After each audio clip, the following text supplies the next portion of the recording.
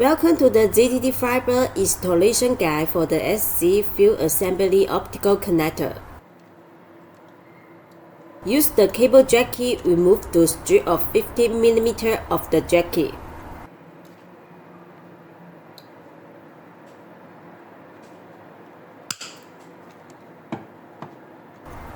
Put the cable into the cutting gate and remove the fiber coating. Use the alcohol plate to clean the fiber.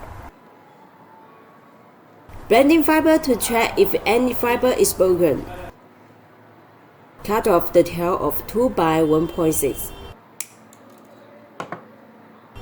Insert the cable into the fiber clamp and close it. Place the cable into the cutting gate.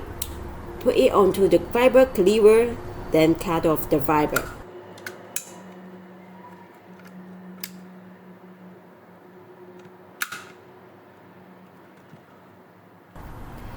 Take off the gate.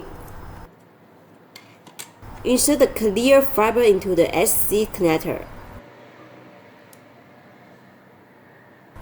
Close the cover and remove the opener. Installation complete.